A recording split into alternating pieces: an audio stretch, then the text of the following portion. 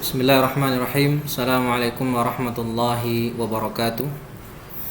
Alhamdulillahi wa kafa. Wassalatu wassalamu ala nabiyil mustafa alladzi la yantiqu 'anil hawa in huwa illa wahyun yuha. Wa ala alihi ahli sidqi wal wafa, amma ba'd. Kaum muslimin dan muslimat yang dirahmati oleh Allah Subhanahu wa taala, alhamdulillah pada kesempatan kali ini kita masih diberikan kesempatan oleh Allah Subhanahu wa taala untuk melanjutkan pembelajaran kita dalam membahas materi fikih Syafi'i dengan kitab Al-Imta' bi Syarhi Matan Abi Suja' karangan Syekh Hamid Hisham Kamil. Dan kita lanjutkan saja pembahasan kita. Yang terakhir kita sudah sampai ke pembahasan yang faedah terakhir. Al-ma'ul musta'mal idza jama'a hatta sara qullatain jazat at-taharatu bihi liquwwatil ma'i al-katsir alladhi balagha hadzal miqdar wa 'ala talafi ma ya'ridu lahu. Nah, jadi air yang musta'mal, yang terpakai karena sebab taharah yang wajib dan jumlahnya sedikit, ya, kalau dia terkumpul dan jumlahnya menjadi banyak, maka diperbolehkan untuk bersuci dengannya karena sifatnya berubah menjadi ma'un tahur, bukan lagi ma'un tahir. Bukan lagi sebagai ma'un tahir. Taib, selanjutnya faedah yang berikutnya. Di sini dikatakan al-hadath lughatan. Pengertian hadath, ya, secara bahasa dan secara istilah. Secara bahasa, hadath itu artinya asy-syai'ul hadits, sesuatu yang baru terjadi. Sedangkan secara istilah adalah amrun i'tibari yamna'u min sihhati shalah haitsu la murakhkhas lahu. Yaitu sesuatu yang dianggap dalam syariat, yang mana sesuatu tadi yamna' min sihhati shalah, yaitu menghalangi seseorang dari sahnya salat, yang mana hadas tadi la murakhkhas lahu, ya, tidak ada rukhsah padanya, ya, la murakhas lahu.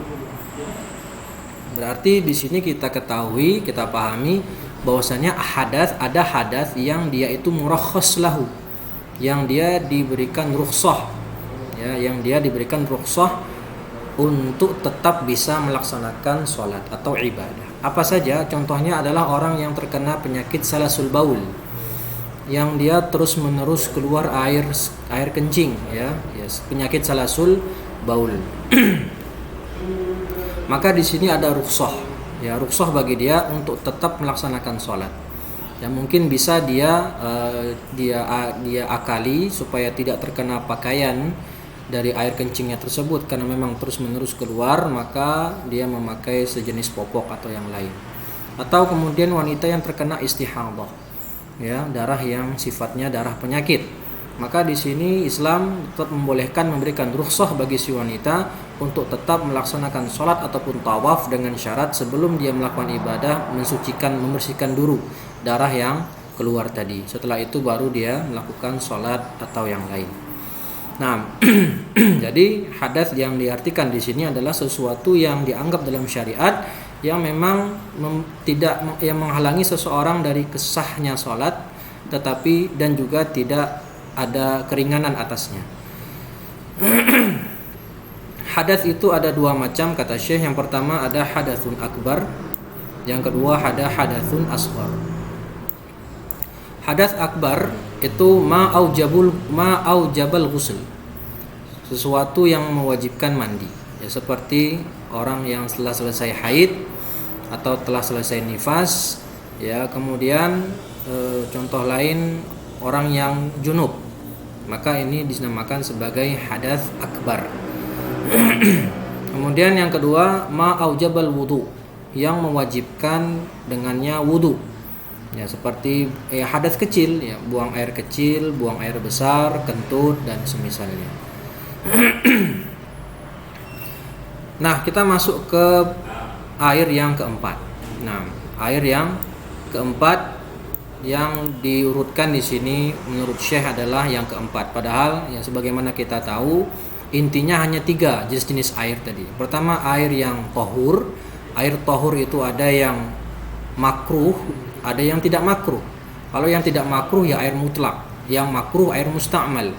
Kemudian yang kedua ada air tahir. Ya, ada air yang jenisnya tahir. Itu seperti ada dua macam, al-ma'ul musta'mal, yang kedua adalah al-ma' khalatahu syai'un tahir, sesuatu yang dimasuki oleh atau dicampuri sesuatu yang suci, air yang dimasuki oleh sesuatu yang suci. Kemudian yang ketiga adalah air yang sifatnya najis. Nah, air najis apa itu? Al-ma'ul ladzi waqa'at fihi najasatun ghairu ma'fuwin anha. Adalah air yang kejatuhan najis, yang najis tadi sifatnya tidak bisa dimaafkan. Ya, air tadi tidak bisa dima'fu, tidak bisa dimaafkan.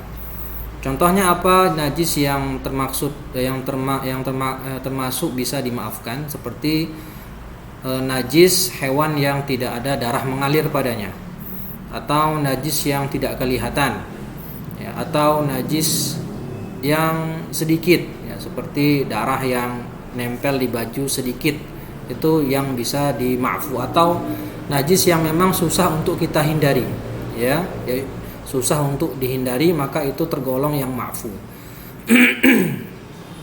Fa idza waqa'al baul, jika ya fa idza waqa'al baul fi ina'in shaghir, jika ada air kencing yang masuk ke dalam, yang jatuh ke dalam sebuah bejana yang kecil, yang di dalamnya ada air, saral ma'u kulluhu najisan wa kadzalika law kana al-ma'u raqidan, maka mau enggak mau air yang sedikit tadi menjadi najis karena kejatuhan air kencing. Ya, meskipun air kencing tadi sedikit, maka tetap merubah status air menjadi air yang najis. Begitu juga kalau airnya tadi raqid. Apa itu raqid? Sakinan la yataharrak, air yang tidak mengalir, air yang menggenang. Ya, maka jika ketumpahan najis dan jumlahnya kurang dari 2 kullah, maka otomatis berubah statusnya menjadi najis meskipun tidak ada perubahan dari 3 sifat air, warna, bau, dan rasa. Ammal ma'ul katsir, sedangkan air yang sifatnya banyak, 2 kullah atau lebih, dan dia adalah air yang mengalir atau dia air yang mengalir. Jadi ada 2 jenis, air yang banyak 2 kullah atau lebih, dan air yang mengalir, bukan air yang raqid tadi, seperti air sungai, air laut, dan yang semisalnya. Fala yakunu najisan illa idza dhaharat atharun najasa, maka dia tidak berubah statusnya menjadi najis, air yang ternajisi, kecuali berubah salah satu dari 3 sifat, atau jelas nampak baginya perubahan akibat najis tersebut. Nah, lalu bagaimana hukum air najis? Ya, jadi kalau kita lihat di sini, kalau mau kita tulis air najis, air yang najis itu ada 2. 1, jika dia sedikit, qalil. Ya, jika dia sedikit langsung menjadi najis jika kejatuhan najis. Ya, meskipun tidak berubah sifatnya. Nah, meskipun tidak berubah sifatnya. Baik, dan di sini ada pengecualian. Pengecualian apa? Misalnya kejatuhan ya di air tadi, misalnya kita punya air dalam gelas, itu kejatuhan lalat atau kejatuhan semut, ya, kejatuhan bangkai lalat ataupun bangkai semut, maka ini tidak merubah airnya menjadi najis. Kenapa? Karena ini najis yang dima'fu atau dimaafkan. Baik. Kemudian kalau dia jumlahnya banyak, maka ya tidak menjadi najis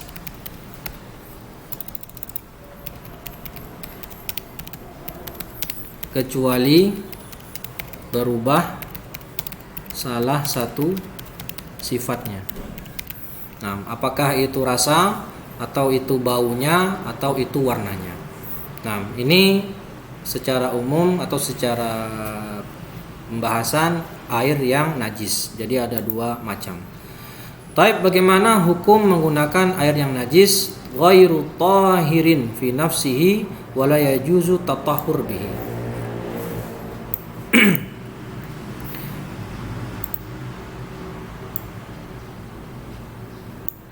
Air yang najis tentu saja tidak boleh kita gunakan untuk bersuci. Karena sejatinya secara zatnya dia benda najis. Ya, dan syarat untuk bersuci harus dengan menggunakan ma'un tahur. Bukan air yang tahir, apalagi air yang najis. Wa yahrumu isti'maluhu fil wudu'i awil ghusl, dan haram menggunakan air najis dalam berwudu ataupun menggunakannya untuk mandi. Fa idza waqa'a ma'un mutanajjisun 'ala tsaubi awil badan najisahu wa la yathuru illa bil ma'it tahur. Jika saja air yang tadi sudah berubah menjadi najis, ya, air mutanajjis, terkena pakaian atau terkena badan, maka badan kita tadi atau pakaian kita tadi terkena najis statusnya dan harus kita sucikan, dan tidaklah bisa disucikan kecuali dengan air yang tahur. Faedah. Al-ma'ul qalil huwa aqallu min qullatain. Bagaimana status air yang sedikit? Itu air yang kurang dari 2 qullah min qilali hajar. Ya, dari kata hajar, wa hajar qabilah masyhurah bi san'i al-qilal atau al-qalal. Ya, ini tidak ada hubungannya dengan pelajaran ya, tapi Syekh menjelaskan saja dari mana sih asal kata qullah tersebut. Dia itu diambil dari kata qabilah yang memang suka membuat al-qalal. Al-qalal itu kalau saya lihat di kamus itu sejenis tiang. Nah, walakin hada tidak perlu kita perpanjang pembahasan dalam hal ini karena tidak ada hubungannya dengan pelajaran. Ammal ma'ul katsir fa huwa ma kana qullataini fa aktsar. Sedangkan berarti mafhumnya, pemahamannya, air yang banyak itu adalah air yang jumlahnya 2 qullah atau lebih. Dalilnya adalah ala annal ma' idza balaghal qullatain tahirun. Nah, dalil yang menunjukkan bahwasannya air yang jumlahnya 2 qullah ya, itu tidak bisa semata-mata berubah menjadi najis karena ketimpa najis atau kejatuhan najis, kecuali berubah salah satu sifatnya. Nah, hadisnya apa? Idza balaghal ma'u qullataini lam yahmil khabath. Lam yahmil khabatan. Kalau air telah mencapai 2 qullah, maka dia tidak berubah menjadi najis. Faedah. Al-qullatan al-an ma yusawi 200 liter takriban. Nah, di sini memang ada berbagai pendapat di kalangan para ulama Syafi'iyah. Berapa sih ukuran 2 qullah itu kalau kita konversikan dengan ukuran sekarang biar mudah dipahami oleh masyarakat? Itu kata Syekh kira-kira lebih kurang adalah 200 liter. Lebih kurang ya. Jadi bisa kurang, bisa lebih. 200 liter. Kalau di Fathul Qarib itu dikatakan 191 liter. Ya, 191 liter. Jadi ya makanya dikatakan takriban, lebih kurang 200 liter. Bisa berkurang, bisa di bawah sedikit atau bisa lebih sedikit. Wal qullatan bil murabba' dira'un wa rabu'un ardin wa tulan wa amqan. Dan air 2 qullah itu bisa dicapai dengan air yang wadahnya murabba' segi 4 dan masing-masing secara panjang dan lebar itu sekitar 60 cm.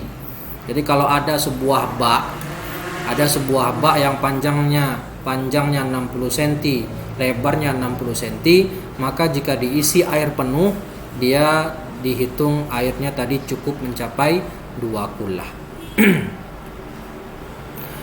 Wasumiyat qullah li'anna ar-rajul al-qawi yastati'u an yuqillaha aw yahmilaha. Kenapa disebut qullah? Karena laki-laki yang kuat itu sanggup untuk membawanya atau yang mengangkatnya. Baik. Wa 'abbara al-musannifu Abu Suja' di sini maksudnya ya, musannif mengatakan bi annal qullataini 500 ritlin Baghdadi. Jadi kalau kata Abu Suja' ya, penulis matan Abu Suja' sendiri, 2 qullah itu sekitar 500 ritel Baghdadi. Ya, kenapa kok dinamakan Baghdadi? Itu nisbatan ila Baghdad wa hiya asimatud daulah al-Abbasiyah haitsu al-ahda alladzi 'asha fihi al-musannifu. Ya, jadi kenapa namanya 500 Little Baghdadi, ada Baghdad di sana? Karena memang ini nisbah sebagai ibu kota Daulah Abbasiyah. Kenapa? Karena memang Abu Syuja' rahimahullahu taala itu hidup di masa Daulah Abbasiyah, ya, sekitar dari abad ke-7 sampai abad 12 Masehi atau abad 13 Masehi. Nah, di sini bisa kita ambil sebuah hikmah yang cukup besar, ya. Dan sudah pernah kita di awal pertemuan itu kita bahas sedikit biografi Abu Syuja' ini, ya, biografi Imam Abu Syuja' yang mana beliau pernah menjabat sebagai wazir, sebagai menteri, pernah menjabat sebagai qadhi, ya, dan telah menghabiskan waktunya selama puluhan tahun, ya, 40 tahun itu mengajarkan fikih mazhab Syafi'i. Sehingga diminta oleh murid-muridnya untuk menulis matan yang ringkas tentang madhab Syafi'i. Maka tertulislah, ya, atau terciptalah matan Abi Syuja' ini, yang mana sampai sekarang masih dipelajari oleh thalibul ilmi yang mana ingin mempelajari madhab Syafi'i dari dasar. Berarti kalau kita lihat, ya, kalau Baghdad itu runtuh tahun 1258 atau di abad ke-13, maka sekarang sudah tahun 2020 alias sudah 7 abad berlalu, 7 abad lebih, ya, atau 700 tahun lebih, mendekati 800 tahun. Dan selama 7 abad itu kitab ini selalu dipelajari dan diulang-ulang terus pembelajarannya oleh para thalibul ilmi dimanapun dia berada, ya, dimanapun mazhab Syafi'i dipelajari, maka di sanalah dipelajari matan Abu Syuja', dan sudah banyak yang mensyarah Abu Syuja' ini, mensyarah matan Abu Syuja'. Di antaranya ya Syekh Hisham Kamil Hamid. Kemudian ada Fathul Qarib, ya, karangan Abu Qasim. Kemudian ada syarah terbaik dalam matan Abu Syuja' yaitu Al-Iqna' fi Syarhi Matan Abi Syuja'. Itu karangan Imam Asy-Syirbini rahimahullahu taala. Ya, kemudian ada Kifayatul Akhyar karya Taqiyuddin Al-Hisni. Nah, kalau kita lihat betapa berkahnya ilmu beliau, ya, setelah meninggal 7 abad yang lalu, tapi ilmu beliau itu selalu dipelajari oleh para thalibul ilmi, dan kita tidak bisa bayangkan pahala yang mengalir untuk beliau rahimahullahu taala. Naam. Selanjutnya faedah qauluhu fil asah, ya, dan sudah kita jelas apa maksudnya fil asah. Jadi dalam mazhab Syafi'i itu ada istilah-istilah dalam mazhab, ada istilah al-asah, ada istilah al-azhar. Ya, kalau al-asah itu jika ada khilaf yang kuat antara ashabul wujuh atau para ulama Syafi'iyah. Tapi kalau al-azhar itu khilaf yang kuat dari qaul Imam Syafi'i langsung. Jadi di sini al-asah berarti menunjukkan ada khilaf yang kuat di antara pendapat ashabul wujuh atau para ulama Syafi'iyah. Ai fit tahdid khilafun war rajih ma huwa ma dzukir. Jadi memang ada khilaf dalam pembatasan atau penakaran Abu Syuja' dalam jumlah air, ya. Tapi yang rajih kata Syekh di sini yaitu sebagaimana yang disebutkan barusan, yaitu 200 liter. Baik. Lebih kurang 200 liter. Faedah al-ma'u an-najisu la yasihul intifa'u bihi bi ayyi wajhin min wujuhil intifa' li najasati.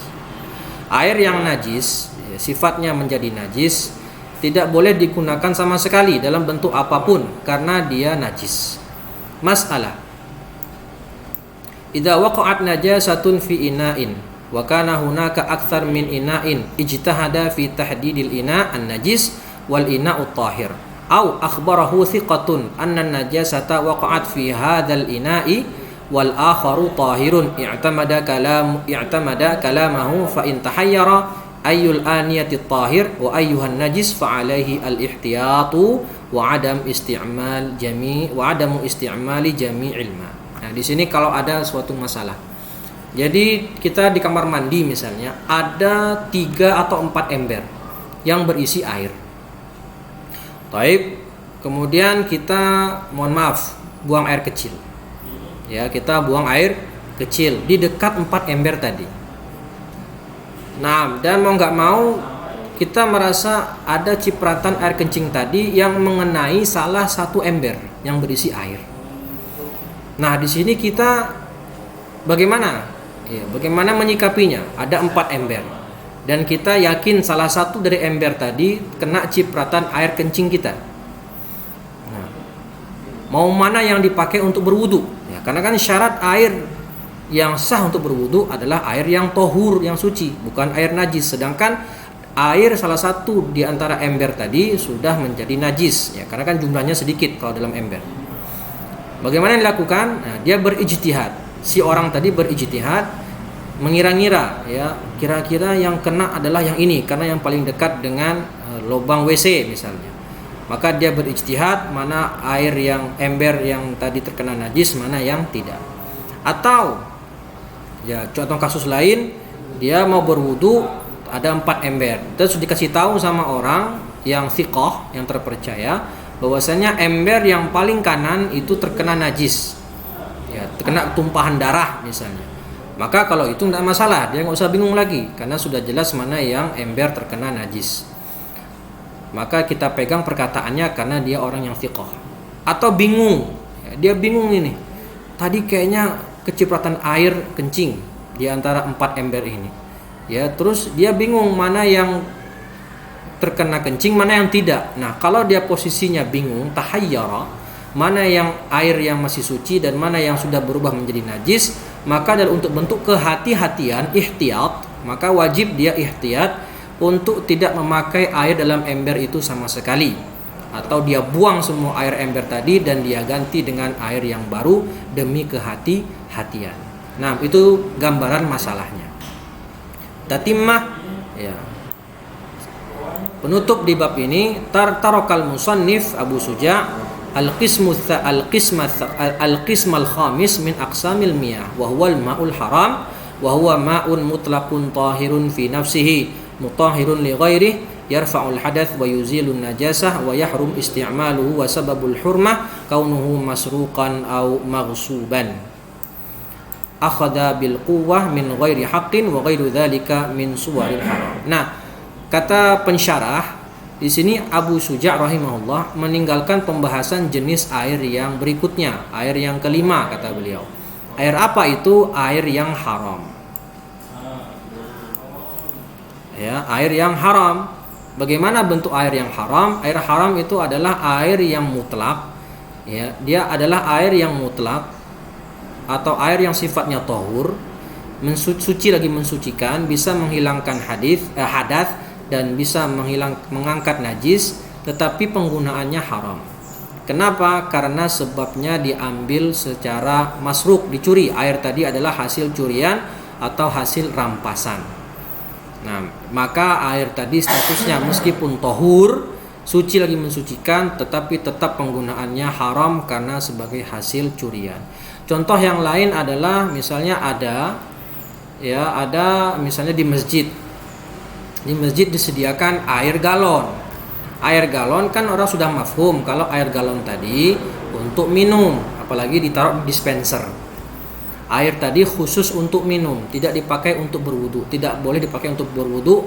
Maka kalau kita pakai air galon tadi, air yang untuk minum tadi untuk berwudu, maka statusnya adalah airnya haram, karena memang oleh yang pemilik air tadi atau pengurus masjid itu digunakan hanya untuk minum, tidak boleh digunakan untuk berwudu atau selain yang dipakai untuk minum. Nah, baik. Selanjutnya kita masuk ke bab berikutnya, fasal berikutnya, yaitu tentang mensucikan kulit bangkai atau ad-dibagh. Wa juludul maitah tathur bid-dibagh. Dan kulit bangkai bisa suci dengan cara disamak, illa jildal kalbi wal khinzir, kecuali kulit anjing dan babi. Wa ma tawallada minhuma, atau apa saja yang terlahir dari keduanya, au min ahadihima, atau salah satu dari keduanya. Kemudian wa azmul maitah, tulangnya bangkai dan juga rambutnya itu najis kecuali Adam, ya, kecuali anak Adam atau manusia. Apa itu al-maitah? Al-maitah adalah az-zailatul hayatu bi ghairi zakatin syar'iyyah. Ya, yaitu matinya hewan bukan karena sebab penyembelihan yang syar'i atau dzabhun halal. Jadi kalau dia ada hewan mati atau ayam mati karena sakit mati, maka statusnya adalah bangkai. Meskipun ayam adalah hewan yang boleh untuk dikonsumsi, nah maka statusnya adalah haram karena sudah menjadi bangkai. Begitu juga hewan yang memang tidak boleh dikonsumsi, seperti singa, ya, seperti kuda nil misalnya, seperti apa lagi, kodok misalnya. Nah, wa hadhil maitah min hayawanin aw ta'irin kulluha najisah bil maut. Dan semua hewan ini adalah hewan yang hidup tadi statusnya suci ketika dia hidup. Ya, atau burung. Ya, ketika dia hidup itu statusnya dalam syariat suci. Dia menjadi najis. Kenapa najis? Karena sebab mati. Mati bukan karena disembelih. Wala yajuzu akluha awil intifa'u bi syai'in minha illa al-jilda fayajuzu tathiruhu bi amaliyatid dibagh thumma yaghsilu bil ma'i wa ba'da dhalika yakunu tahiran yahillu al-intifa'u bihi. Segala sesuatu yang ada di hewan bangkai, baik hewan bangkai tadi boleh dikonsumsi maupun tidak, kalau dia sudah menjadi bangkai maka tidak boleh dipergunakan, tidak boleh dimakan dan tidak boleh dimanfaatkan sesuatu pun darinya kecuali kulitnya saja. Ya, di sini ada pengecualian. Asalnya bangkai tadi tidak boleh diapa-apain, tidak boleh dimanfaatkan apapun dari bangkai tersebut kecuali kulitnya. Maka boleh kita manfaatkan kulitnya dengan cara apa? Disucikan terlebih dahulu dengan cara disamak, bi'amaliyati ad-dibagh. Lalu setelah disamak dibersihkan lagi dengan air, maka setelah itu statusnya menjadi suci dan boleh dimanfaatkan. Nah, ad-dibagh, apa itu ad-dibagh atau samak? Naz'ul fadalat wa zawaid allati tuaddi ila ta'affuni wa fasadil jildi bi syai'in hirrifin mithl al-'asf wa nabatun qabid au zaraqil hamam fadalatuhu aw al-qarad.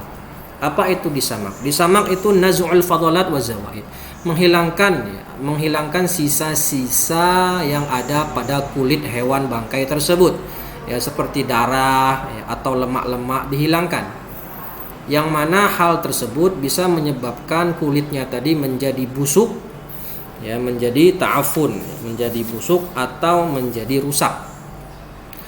Nah, mensamak atau menyamak itu dengan benda apa? Dengan sesuatu yang hirif. Hirif itu artinya bau yang menyengat. Seperti apa? Al-isf atau al-asf itu seperti daun delima, atau dengan kotoran burung merpati. Zaraqil hammam. Di sini Syekh mengatakan zaraqil hammam yaitu kotoran burung merpati, awil al-qarad atau al-qarad. Apa itu al-qarad? Sejenis daun dari pepohonan yang memang dipakai untuk menyamak. Dan sifatnya apa? Hirif, baunya menyengat. Ya, baunya sangat menyengat sehingga bisa untuk menghilangkan fadalat wazawaid, ya, darah dan sisa-sisa lemak yang ada pada kulit hewan bangkai tersebut. Sehingga kalau sudah seperti itu maka statusnya menjadi suci, boleh dimanfaatkan. Kita lihat di sini para kaum muslimin dan muslimat yang dirahmati oleh Allah Subhanahu wa taala.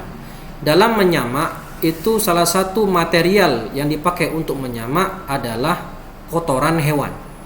Artinya dalam menyamak ini tidak mesti materi untuk menyamak tadi, bahan-bahan untuk menyamak harus suci, tidak mesti. Ya, boleh menggunakan sesuatu yang najis. Ya. Kenapa demikian? Karena para ulama mengatakan ad-dibagh atau menyamak ini statusnya bukan izalatun najasah, tapi statusnya adalah istihalah. Ya, apa itu istihalah? Istihalah adalah perubahan wujud suatu benda dari suatu bentuk dengan sifat-sifatnya kepada bentuk yang lain dengan sifat-sifat yang juga berubah.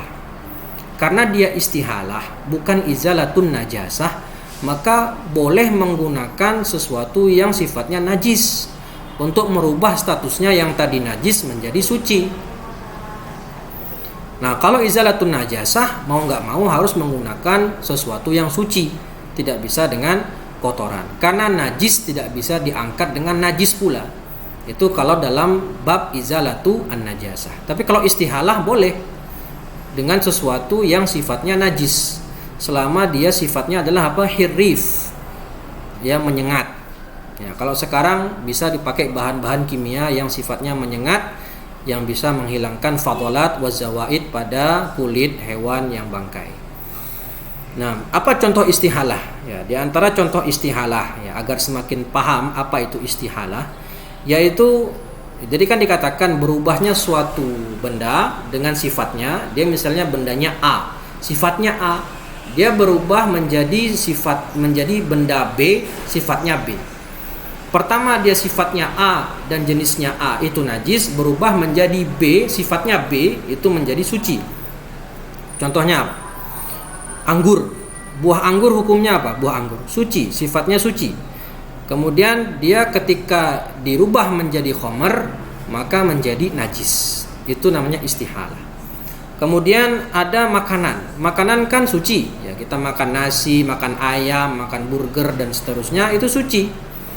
Tapi ketika telah masuk ke perut, ke lambung, diolah oleh badan, oleh tubuh, dia bisa berubah menjadi muntah kalau kita muntah, atau bisa berubah menjadi kotoran. Maka yang awalnya makanan tadi suci, kemudian setelah berubah diproses oleh tubuh, dia keluar, maka berubah menjadi najis. Yaitu contoh istihalah. Contoh lain, khamr. Khamr kalau didiamkan selama 2-3 hari sampai 4 hari, dia akan berubah dengan sendirinya menjadi cuka. Khamr itu statusnya najis, ketika dia istihalah menjadi cuka, maka statusnya menjadi suci, boleh untuk dipergunakan. Kemudian dalam mazhab Syafi'i sendiri itu dibahas tentang kantung rusa, ya. Kantung di perut rusa itu ada, nanti dipergunakan bisa berubah menjadi minyak wangi atau misk. Ya, jadi darah rusa kan najis. Memang darah dalam Syafi'iyah itu najis, bahkan jumhur mengatakan itu najis. Ya, tetapi darah rusa tadi bisa berubah atau bisa beristihalah menjadi misk atau minyak wangi, dan minyak wangi hukumnya suci. Ya, atau dalam contoh lain darah. Ya, darah misalnya hewan mamalia. Ya, hewan mamalia kan dia dalam tubuhnya mengalir darah, tapi kalau dia melahirkan anak, maka otomatis dia mempunyai puting susu. Nah, susu yang ada dalam tubuh hewan sapi atau yang lain tadi kan itu berasal dari darah yang ada dalam tubuhnya, sehingga darah tadi berubah menjadi susu. Maka darah yang awalnya itu najis, ketika berubah menjadi suci, sesuatu yang bermanfaat atau susu tadi, maka dia menjadi suci. Nah, ini bedanya antara izalatun najasah dengan istihalah. Makanya diperbolehkan untuk menggunakan sesuatu yang sifatnya najis. Bagaimana syarat-syarat dalam menyamak? Ada 3. Pertama, naz'ul fadalat wa zawaid, yaitu menghilangkan sisa-sisa yang ada pada kulit seperti daging atau darah.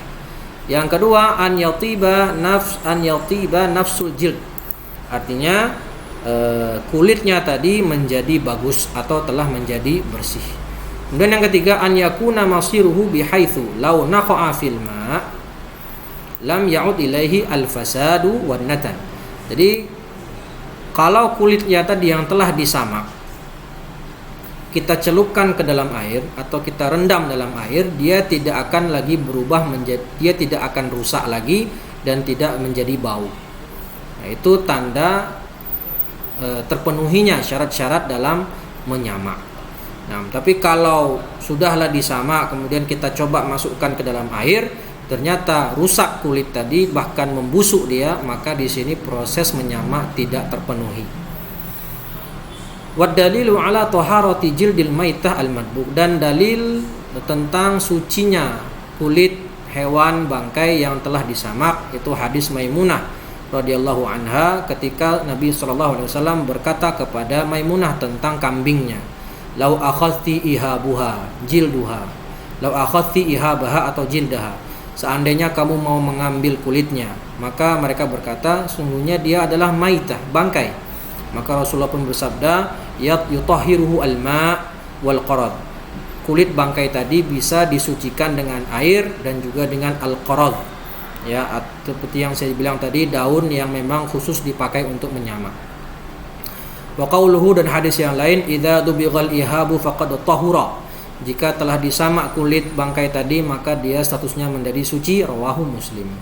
Wal qarad thamaratun syajaratun nasanat wa huwa dawaun qabidun mujaffaf, itu sejenis daun dari sebuah pohon, ya, yang memang dipakai untuk menyamak, ya, dipakai untuk menyamak. Nah, di sini pengecualian. Ammal kalbu wal khinzir wa ma tawallada minhuma aw min ahadihima, sedangkan anjing dan babi dan apa saja yang beranak dari keduanya atau salah satu keduanya. Maksudnya anjing dan babi kawin kemudian mempunyai anak. Ya, ini contoh yang memang tidak mungkin ada sebenarnya, teman dijelaskan atau disebutkan oleh musannif dalam kitabnya. Jadi mau nggak mau kita jelaskan bagaimana gambarannya. Anjing dan babi kawin kemudian beranak, maka anaknya anjing dan babi tadi tetap statusnya najis, tidak bisa disucikan dengan dibagh. Begitu juga kalau salah satu keduanya menikah dengan hewan yang halal. Anjing kawin dengan ayam, kemudian lahir anak. Ini anaknya tadi statusnya najis, ngikut bapaknya. Atau sebaliknya, ada ayam laki-laki nikah dengan kawin dengan babi. Ini yang satu hewannya halal, yang satu hewannya najis, ya, atau najis. Maka kalau mempunyai anak, maka di sini dihukumi sebagai najis, karena di sana ada salah satu di antaranya ada yang anjing atau ada yang babi. Nah, ini meskipun ya nggak mungkin ada, ya, tapi mau nggak mau harus kita jelaskan gambarannya karena memang disebutkan oleh musannif sendiri dalam kitabnya. Baik, fahuwa najis, ya, fi halatil haya, maka anjing atau babi atau yang beranak, anak dari anjing dan babi atau anak dari salah satu anjing atau babi, maka statusnya ketika dia hidup itu najis, ya, najis fi halatil haya. Ketika hidup saja dia najis, apalagi ketika sudah menjadi bangkai. La yajuzu al-intifa'u bi jildihi aw lahmihi aw sya'rihi aw 'azmihi wa in dubigha. Maka tidak boleh dimanfaatkan kulitnya karena dia secara zatnya najis gitu loh. Ketika hidup saja dia najis, beda dengan hewan-hewan yang lain seperti sapi, ayam, sapi, ayam, kelinci, kemudian apa lagi? Kambing. Itu kan ketika dia hidup statusnya suci. Dan dia jadi najis kalau jadi bangkai, kan gitu. Tapi ini sendiri ketika hidup saja statusnya najis, maka ketika mati lebih najis lagi, sehingga tidak bisa dipakai, tidak bisa kulitnya disucikan dengan cara disamak. Ya, maka tidak boleh dimanfaatkan kulitnya, dagingnya, rambut atau bulunya, tulangnya meskipun sudah disamak. Li'anna najasatal kalbi wal khinzir mughalladhah. Karena status najis yang ada pada anjing dan babi itu mughalladhah, berat, ya, dia kategori najis yang berat. Qala ta'ala fa innahu rijsun, ya, maka dia adalah rijis atau najis. Wal kalbu maqisun 'alal khinzir, anjing dikiaskan dengan khinzir, ya, dikiaskan dengan khinzir. Maksudnya gini, dalam Al-Quran kan dijelaskan sama Allah Subhanahu wa ta'ala. Allah berfirman, a'udzubillahi minasyaitonirrajim, hurrimat alaikumul maitatu waddamu walahmul khinzir. Waddamu walahmu al-khinzir, diharamkan bagi kalian bangkai, darah dan juga dagingnya atau babi. Nah, tapi tidak disebutkan anjing di sini. Nah, dari mana para ulama mengambil istinbat kalau anjing pun itu dikiaskan kepada babi? Kenapa? Karena najisnya anjing lebih berat daripada najisnya babi, lebih berat daripada anjing, sehingga Kenapa anjing itu dikiaskan kepada khinzir atau babi? Karena memang anjing itu termasuk kategori berat najisnya. Sebagaimana dalam hadis Nabi diperintahkan untuk menyucikan bejana yang terkena jilatan anjing. Nah, dan kenajisan babi lebih berat daripada anjing sehingga dikiaskan. Faedah: kullul hayawanat tahiratun bil hayati najisatun bil maut illal kalba wal khinzir. Seluruh hewan yang hidup yang statusnya suci ketika hidup, dia menjadi najis ketika mati. Ya, jika statusnya bangkai, kecuali anjing dan babi, maka mereka najisnya itu daimah. Ya, terus menerus ada. Wal hadits dalilnya mana? Tuhuru ina'i ahadikum idza walagha fihi al-kalbu an yaghsila sab'a marratin aw lahunna biturab. Sucikanlah bejana salah seorang dari antara kalian jika dijilat oleh anjing dengan 7 kali cucian, salah satunya dengan tanah, ya, bisa di siraman pertama atau bisa di siraman yang terakhir. Rawahu Muslim wa Ahmad. Faedah: al-juz'ul maqtu' minal hayawan halatul hayah ka'an quti'a dira'u syatin aw rijli baqaratin hukmuhu hukmu maitatihi an-najasah.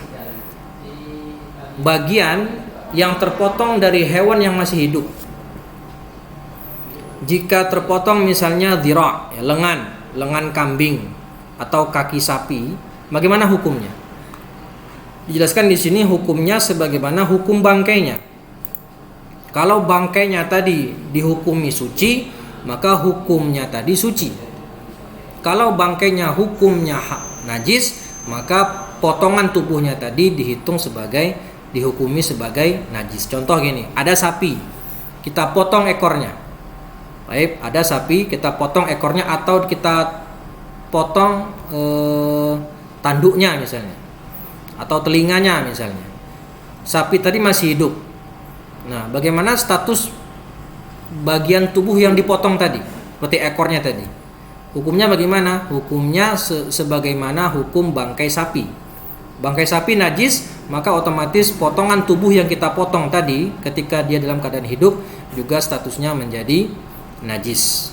Nah, beda dengan manusia. Ya, manusia kan sejak hidupnya suci dan bangkai manusia pun suci. Maka kalau ada tangan yang terpotong karena sebab kisos dari tubuh manusia, ya, karena sebab hukuman had, mencuri misalnya, dipotong tangannya, maka tangannya tadi statusnya bagaimana? Statusnya suci. Kenapa? Karena bangkai manusia itu dihukumi suci. Maka potongan tangan manusia yang terpotong dari tubuh manusia tatkala dia masih hidup dihukumi suci. Ini kaidahnya, hukmuhu hukmu maitatihi. Faedah: as-samak wal jarad yahillu aklu maitatiha li'annahuma tahiran. Ya, ikan dan belalang itu diperbolehkan memakan bangkainya karena dia suci. Hadisnya apa? Uhillat lana maitatan wa daman. Dihalalkan bagi kita 2 bangkai dan 2 darah, yaitu al-jarad wal haitan, belalang dan ikan, dan juga hati dan limpa. Faedah: al-adami kulluhu tahir. Al-adami, semua anak Adam alias manusia itu hukumnya suci, baik dalam keadaan dia masih hidup maupun sudah mati. Ya, dalilnya apa? Qala Allah Ta'ala, walaqad karramna bani Adam. Telah kami muliakan manusia atau anak Adam. Wa ma quti'a minal adami ka'an qata'a dira'ahu fahuwa tahir. Dan apa yang terpotong dari tubuh manusia, maka statusnya adalah suci. Nah, faedah: idza waqa'al ma'u awit turabu awil milh awil aradal jalli syamsi fala yusamma dibaghan bal la budda min syai'in hirrifin qali'u lil fadalan. Jika kulit bangkai tadi disirami air atau dikasih tanah atau garam atau dipanaskan di matahari hingga mengeras, maka itu tidak dinamakan sebagai dibagh, sebagai menyamak. Tapi yang namanya menyamak haruslah menggunakan sesuatu yang sifatnya keras atau baunya menyengat, yang bisa mengangkat fatolat atau sisa-sisa yang ada pada kulit, seperti apa tadi, daging dan atau lemak-lemak dan darah. Mas'alah yasihu isti'malul mawad at-tahirah awin najasah fid dibagh. Diperbolehkan menggunakan material yang suci maupun yang najis dalam menyamak. Kenapa? Karena menyamak itu adalah istihalah. Wallahu ta'ala wa a'lam. Kemudian masalah berikutnya, la yakunu jildul maitah al-madbughu tahiran illa ba'da ghuslihi bil ma'. Nah, kalau ya tidaklah kulit bangkai tadi menjadi suci ya setelah disamak, ya, kecuali setelah disiram dengan air. Jadi setelah disamak baru yang kedua kita siram dengan air. Ya, jadi memang disiram dengan air juga, tapi syaratnya harus disamak dahulu dengan benda yang sifatnya hirrif.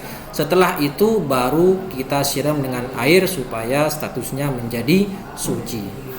Masalah lagi, idza kanatil mawadu al-mustakhdamatu fi amaliyatid dibagh tahiratan wajaba ghuslul jildi 'alal ashah. Nah, jadi kalaupun kita menggunakan material yang suci, ya, memang kan tadi dikatakan dibagh itu boleh menggunakan material yang sifatnya najis, tapi kalau kita menggunakan dalam menyamak itu material yang suci saja, maka tetap wajib menyiramnya dengan air, mencucinya dengan air setelah disamak. Ini pendapat yang al-ashah. Tanbih, yajibu ghuslu jildi al-hayawan al-madbughi zahiran wa batinan hatta yatahur. Wajib membasuh kulit hewan yang telah disamak tadi, baik yang bagian luar maupun yang bagian dalam, sampai dia bersih atau sampai dia suci. Nah, wallahu taala wa alam.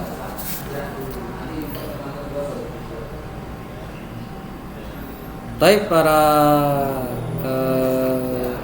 muslimin dan muslimat yang dirahmati oleh Allah Subhanahu wa taala, mungkin cukup sekian yang bisa saya sampaikan. Jika ada kesalahan itu datang dari saya pribadi, dan jika itu benar semua datang dari sisi Allah Subhanahu wa taala. Semoga yang sedikit ini bermanfaat. Ya, kita lanjutkan di pembahasan berikutnya. Kita masuk ke pembahasan bagaimana hukum menggunakan bejana emas dan perak insyaallah. Aqulu qauli hadza wa astaghfirullah li wa lakum. Hadanallahu wa iyyakum. Wassalamualaikum warahmatullahi wabarakatuh.